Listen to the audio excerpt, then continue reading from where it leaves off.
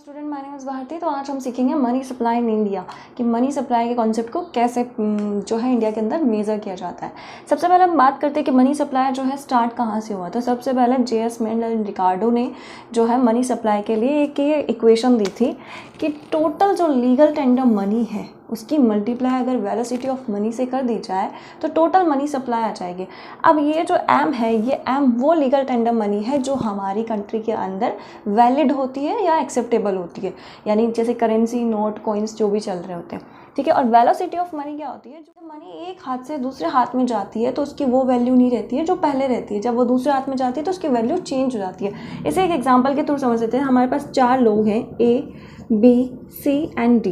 अगर A है, A के पास 100 रुपीज़ है, A ने वो 100 रुपीज़ B को दिया और B से कुछ कमोडिटीज़ परचेज़ कर ली। B ने वो 100 रुपीज़ C को दिया और C से कुछ कमोडिटीज़ परचेज़ कर ली। C ने वो D को दिया और D से कुछ परचेज़ कर लिया। तो ये 100 रुपीज़ ने, नोट तो ये सिर्फ एक ही था 100 रुपीज़ का, लेकिन इसने काम कितनी बार किया? ये 4 बार 4 लोगों के हाथों में गया, तो इसलिए इसकी वैल्यू जो है वो 400 रुपीज़ हो गई। सो इस तरह से मनी सप्लाई को देखा जाता है। ये जो हो गया, ये तो हमारी लीगल टेंडर मनी होगी 100 इंटू वेलोसिटी ऑफ मनी कितनी हुई? ये 4 बार राउंड हुआ ना, एक हाथ से दूसरे हाथ में 4 बार गया, तो 4 इंटू 400, तो ये क्या हो जाएगा? 100 इंटू 400 रुपीज़, ये हमारी टोटल मनी सप्लाई आ गई। सो इसी तरह से पूरे कंट्री के इकोनॉमी के अंदर इस इक्वेशन के थ्रू जो है कैलकुलेट किया जाता था। उसके बाद इरविन फिशर आया। इरविन फिशर ने कहा सिर्फ एम वी कॉन्सेप्ट नहीं, एम डैश वी डैश भी होना चाहिए, क्योंकि क्रेडिट मनी का भी कॉन्सेप्ट जो है इकोनॉमी के अंदर रहता है। सो एम डैश जो हो जाती है वो हमारी क्रेडिट मनी हो जाती है और वी डैश जो हो जाती है वो क्रेडिट मनी की वेलोसिटी हो जाती है, वेलोसिटी ऑफ क्रेडिट मनी, ठीक है। सो इन सारे कॉन्सेप्ट के बाद आया था कीन्स का कॉन्सेप्ट, कीन्सियन कॉन्सेप्ट, जिसमें कीन्स ने कहा जो करेंसी पब्लिक के पास है और उसके अंदर जो डिमांड डिपॉजिट्स है बैंक की वो जोड़ दो।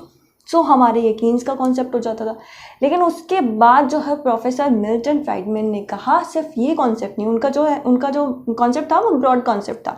उन्होंने कहा कि मनी सप्लाई सिर्फ इतनी नहीं होगी, मनी सप्लाई क्या होगी? जो currency with the public, currency लोगों के पास है, नोट्स हैं, कॉइन्स हैं, जो भी लोगों के पास है, उसके अंदर other deposits with reserve bank, reserve bank के पास जो अदर डिपॉजिट्स हैं, चाहे उन्होंने इंटरनेशनल बैंक से ले रखा हो, जो भी फॉरेन एक्सचेंज जो भी इंक्लूड कर रखा हो, वो सारे अदर डिपॉजिट जो भी आरबीआई के पास है वो सारे, plus total demand deposits in the banks, जो कमर्शियल बैंक है उनके पास जितने भी डिमांड डिपॉजिट्स हैं वो, plus total term deposits in the banks. अब देखिए बैंक के अंदर 2 तरह की डिपॉजिट्स करवाते हैं ना, एक डिमांड डिपॉजिट्स हो जाती है, एक टर्म डिपॉजिट हो जाती है। जो डिमांड डिपॉजिट्स होती है वो हम कभी भी जाके बैंक से निकलवा सकते हैं, लेकिन जो टर्म डिपॉजिट्स होती है उसके पीछे जो है टर्म्स एंड कंडीशंस होती है, यानी कि एक टाइम पीरियड के बाद ही हम उसे जो है बैंक से ले सकते हैं, तो वो टोटल टर्म डिपॉजिट्स हो जाती है। जैसे आरडी हो गया, एफडी हो गया, जिनको आप कभी भी जाके नहीं निकलवा सकते, उनका एक टाइम पीरियड होता है, उसके बाद ही आप उसको निकलवा सकते हो, ठीक है। तो वो ये सारी जो है इन सबको मिलाकर ही मनी सप्लाई जो है वो होगी, ठीक है। ये सारे कॉन्सेप्ट है। अब जो इंडिया के अंदर कॉन्सेप्ट चल रहे हैं वो क्या है? इंडिया के अंदर ये 4 कॉन्सेप्ट थे जो पहले चला करते थे, इनकी जगह कुछ न्यू कॉन्सेप्ट आ गए, लेकिन इन चारों के बारे में भी हमें समझ में आना चाहिए, ठीक है। तो सबसे पहले हमारा आता है M1। M1 बहुत ही नैरो कॉन्सेप्ट है, बहुत ही छोटा कॉन्सेप्ट है। सो इसके अंदर सिर्फ बहुत ही कम चीज़ें आती है। C हो जाएगा हमारा करेंसी विद द पब्लिक, जो लोगों के पास नोट एंड कॉइन्स है।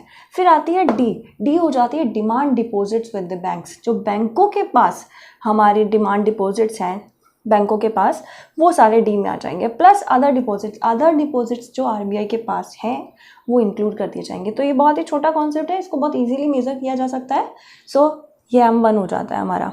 M2 जो है वो बहुत ही ज़्यादा आसान है।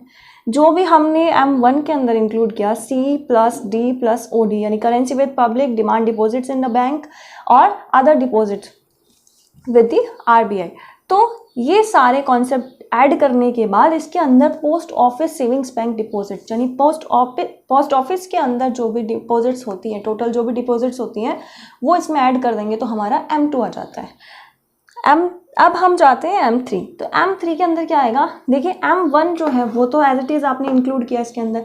अब इसके अंदर आप पोस्ट ऑफिस इंक्लूड नहीं कर रहे, पोस्ट ऑफिस की डिपॉजिट्स इंक्लूड नहीं कर रहे, आप क्या कर रहे हो? टाइम डिपॉजिट्स ऑफ बैंक्स, जो बैंक्स की टाइम डिपॉजिट्स है। अभी आपने M1 के अंदर सिर्फ डिमांड डिपॉजिट लिया था, तो M3 के अंदर हम क्या ले रहे हैं? टाइम डिपॉजिट्स ले रहे हैं, सिर्फ टाइम डिपॉजिट्स। तो अगर आप देखो ध्यान से तो एग्रीगेट मॉनेटरी रिसोर्सेज यानी कि सारी की सारी जो मनी है बैंकों के पास वो सारी इसके अंदर इंक्लूड हो रही है। ठीक है, करेंसी पब्लिक के साथ, आरबीआई के साथ और बैंकों के पास जितनी भी सारी मनी है, तो इसलिए ये ब्रॉड कॉन्सेप्ट हो जाता है, इसको एग्रीगेट मॉनेटरी रिसोर्सेज भी कहा जाता है। उसके बाद आते हैं हम M4 पे। M4 के अंदर क्या आएगा, ये जो M3 है इसके अंदर हमने पोस्ट ऑफिस की सेविंग्स नहीं ऐड करी है, बाकी सब ऐड कर दिया, पोस्ट ऑफिस नहीं ऐड किया। तो M3 प्लस पोस्ट ऑफिस की जो भी टोटल डिपॉजिट्स है वो M4 के अंदर ऐड करेंगे तो हमारा ये आ जाता है M4। सो ये चारों कॉन्सेप्ट जो है ओल्ड कॉन्सेप्ट है। इसके बाद न्यू कॉन्सेप्ट भी आरबीआई ने लाए थे जो कि हम नेक्स्ट वीडियो के अंदर पढ़ेंगे। सो ये जानकारी आपको कैसी लगी कमेंट सेक्शन में बताइएगा ज़रूर, और अगर इससे रिलेटेड कोई भी डाउट हो तो आप कमेंट सेक्शन में मुझे कमेंट करके बता सकते हैं। वीडियो देखने के लिए धन्यवाद।